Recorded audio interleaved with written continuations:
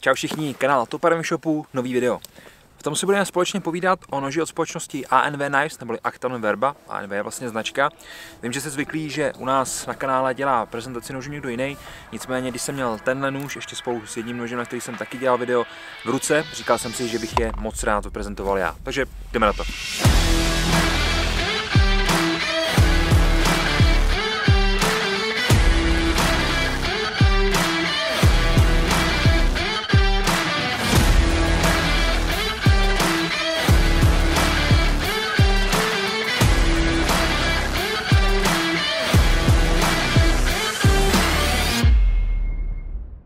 Dneska se tady budeme povídat o noži, který se jmenuje M311 Spelter. Je to vojenský nůž, který je velice zajímavý, nicméně nejdřív, než se na něj podíváme, tak si řekneme něco o tom balení jako takovém. Líbí se mi, že tady máme pěknou krabičku, která nese právě znak společnosti Actanon Verba, jelikož to zkrátka působí mnohem líp a ten unboxing je tady velice příjemný. Člověk má opravdu pocit, že si koupil něco prémiového. Zároveň, kromě toho, že máte takovou pěknou krabičku, dostanete spolu s nožem i nějaké další věci. Máme tady třeba takovouhle informaci, tady je vidět, kdo sestavil ten nůž, kdo provedl kontrolu kvality. Pak tady máme doklad o celoživotní záruce. Za mě, když mi dá někdo celoživotní záruku, tak je si opravdu hodně jistý tím, že ty jeho věci vydrží, takže super. No a samozřejmě návod na údržbu, použití a tak dál, což je na jednu stranu super, jelikož to často může chybět. No a někde tady hluboko pod tím vším, co jsme vlastně dostali spolu s tím nožem, najdeme i samotný nůž s jednou takovouhle malou taštičkou.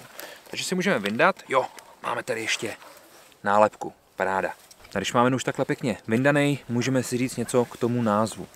Společnost Actanon Verba při vývoji tohle z toho nože spolupracovala standardně s ozbrojenými složkami. To je úplně normální, jelikož když chcete udělat dobrý taktický bojový nůž, tak zkrátka ta spolupráce je nutná, protože jenom tyhle lidi vám dokážou říct, co přesně od něj mají očekávat a jak přesně by ten nůž měl vypadat, což je vlastně paráda. Název Spelter sám za sebe navíc není nahodilej.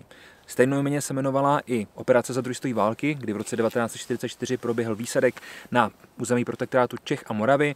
Cílem z toho výsadku, který měl původy v Anglii, bylo podporovat a rozšiřovat odboj a zároveň samozřejmě sbírat nějaký důležitý informace, které zkrátka potřebovali, aby ten průběh války byl následně takový, jaký byl. My se teď můžeme podívat už na tu konstrukci toho nože, říct si něco o pouzdru, říct si něco o těch možnostech a samozřejmě se nakonec podívat i na konkrétně samotný ten nůž. Pojďme začít pouzdrem. Máme tady pěkný kydexový pouzdro, je udělaný tak, aby ten nůž z toho šel dobře vyndávat, to si za chvíličku ukážeme. Nicméně líbí se mi tahle pletenina a máme tady několik možností upevnění toho nože. Buď to můžeme rozmotat tenhle parakord, někde si ho namotat, zkrátka někde ho upevnit. Zároveň můžeme vlastně skrz tyhle otvory umístit například teklok nebo nějaký podobný zařízení, kterým si to potom připnete k vestě, k opasku, kamkoliv jinam. No a takhle v základu, jak už to máme, tak tady máme vlastně tu zadní část, kde je pojistka, aby nám ten nůž nevypadnul. Nicméně ta zadní část je udělána tak, že je vlastně na suchý zip. Takže už tohle si samou o sobě můžete někam umístit. No a kdyby vám tohle všechno bylo málo, tak od společnosti ANV dostanete ještě takovouhle malou pěknou taštičku. Tak, máme tady takovýhle pěkný průvlek, ten vlastně jenom umístíme skrz ten plast a můžeme úplně v pohodě používat takhle. Za mě to je super, že tady je několik možností, vlastně jakým způsobem ten nůž můžete nosit u sebe.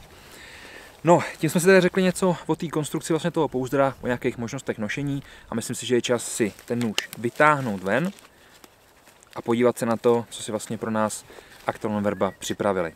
Jak jsem říkal, to vytažení z toho pouzdra je velice jednoduchý. A myslím si, že na první pohled, když jsem to udělal, tak vás zaujal tvar té čepele a klidně vlastně můžeme začít i u ní. Hlavní materiál konstrukce je ocel Elmax. Je to už z 3. generace pseudopráškové úpravy, je to zkrátka velice dobrá ocel, jedna z nejlepších nožířských ocelí, co na světě vůbec jsou. Mnoho lidí říká, že to je lepší než například S30, S30VN, ale i M390. Samozřejmě potom záleží, jakým způsobem je to použitý, ale u těch full tank nožů nebo zkrátka u nožů s pevnou čepelí si myslím, že to je úplná paráda. Tak, zůstaňme u té čepele. Máme tady 5 mm tlustý materiál, úplně super a velice poutavý tvar. Popravdě se musím přiznat, že Ze začátku mi to přišlo jako klasický drop point, nicméně je to kombinace několika různých, je to úplná speciálka a je to udělané tak, aby to vlastně vyhovovalo tomu svýmu účelu. Ta čepel má DLCčkovou povrchovou úpravu, takže paráda, protože Diamond Like Carbide je asi to nejlepší, co na svém noži můžete mít. Díky tomu je to odolný, samozřejmě Elmax sám za sebe je nerezovka, takže není tady potřeba, ale tady to máte kvůli odleskům a kvůli tomu, aby se to zkrátka ten materiál nepotřebovával, takže DLCčko je super. No a když se podíváme ten tvar té čepele, co nám může říct? Samozřejmě jednoduchá čepel, nejsou tady žádné zoubky, máme tady takovýhle velký choil a nahoře máme takovýhle vybrání. Ten choil je dělaný kvůli tomu, když potřebujete dělat nějakou jemnou práci s tím nožem, zkrátka, aby se vám maličko zlepšil ten grip na tom noži.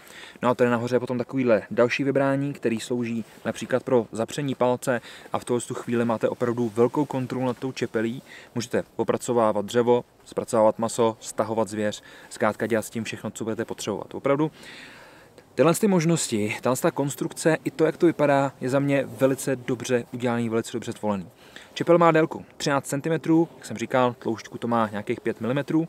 Můžeme si říct například ještě váhu. Váha toho nože je 290 gramů, takhle bez toho pouzdra, 380 gramů potom s tím pouzdrem, takže není ten nůž ani nějak moc těžký na to vlastně, jak je velký a robustní.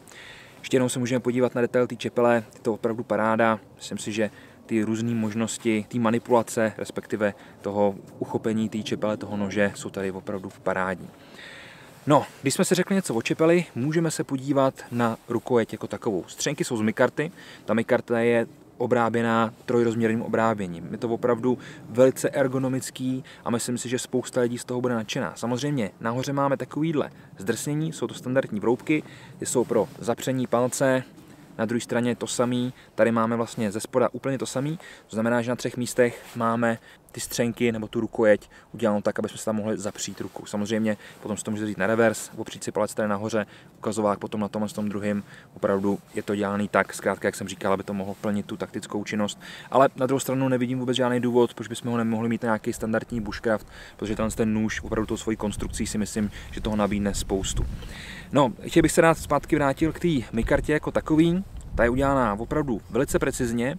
Myslím si, že se tady někdo dal velkou práci s tím tvarováním, opravdu, aby to sedělo komfortně do té ruky. Máme tady několik výrazných změn tloušťky vlastně té rukojeti a je to kvůli tomu, aby se tam vždycky mohli například tu ruku opřít. Jeden z těch změn máme i tady vzadu, to je kvůli tomu, když s tím nožem budete sekat, tak zkrátka, aby se vám s tím dobře manipulovalo. Samozřejmě vzadu máte potom průvlek na paracord, kde máte i rozbíječ skla. Můžete si to krásně navlíct na tu ruku a potom s tím sekat, jak budete potřebovat. Nevypadne vám to z ruky, zároveň díky tomu zdrsnění tady na konci je to opravdu velice komfortní. A když se podíváte zkrátka na tu rukojeť jako takovou, tak má spoustu zajímavých prvků na umístění ruky, tak aby vám to v té ruce sedělo úplně co nejlíp. Zároveň mám rád tu jednoduchou konstrukci, to znamená, máme tady vlastně prostor na ukazovák a zbytek už je v jednom kuse. Nemám rád takový ty vlnky na každý prst, kdy mi to říká, jak mám ten nůž držet. Tohle je za mě úplně ideální. A když se ten nůž otočíme, tak tady vidíme krásný velký guard, který je k tomu, aby se vám vlastně nesklouzla ta ruka do čepele. Takže za mě i ta bezpečnost je tady udělaná opravdu dobře. Tak tím jsme si velice v rychlosti probrali vlastně nějaký základní parametry toho nože. A pojďme se říct něco, co já osobně si o tom noži myslím. Já mám rád ty komplikované ostrý tvary, nejsem úplně příznivce vlnek, to znamená, že když ta čepel vypadá takhle, tak já jsem z toho nadšený. Líbí se mi, že tady byl zvolený Elmax, protože samozřejmě je to kvalitní odolná ocel, broušení té ocele je druhá věc, nicméně vlastně je to celá ta konstrukce, kompletně ta ergonomie a ta anatomie tohle z toho nože je udělaná tak, aby vám to co nejvíc usnadnilo jakoukoliv manipulaci. To znamená to zdrsnění, ty vroubky, které jsou opravdu velice agresivní, to znamená, že vám tam ten palec se o to zasekne, nikdy vám to nebude sklouzávat. Zároveň vlastně tvar těch střenek a použití mikarty, což je za mě parádní materiál, je tady v tomto případě v pořádku.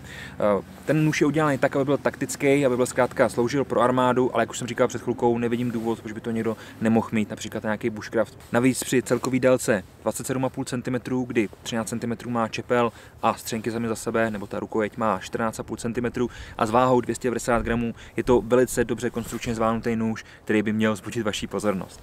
Tak přátelé, pokud by vás opravdu zaujal, nezapomeňte se podívat dolů do popisku tohle z toho videa, nechal jsem vám tam na něj odkaz. Samozřejmě produktů od společnosti ANV máme spoustu, takže se nebojte, klidně prozkoumejte ten náš web, máme toho tam opravdu hodně, takže se klidně na ně můžete podívat, třeba vás zaujme ještě něco trošičku jiného. No a vám děkuji za pozornost, to byl nůž od společnosti Actanon Verba M311 Spelter, no a nezapomeňte, že jste to viděli na kanále Top Army Shopu. Takže ještě jednou díky moc, mějte se krásně, než půjdete, nezapomeňte nás lajknout, sdílet, ale taky odebírat. Tady na to máte tlačítko a tady už máte další nůž, taky od společnosti Actanon Verba, který právě dělal kolega, takže klidně tím směrem.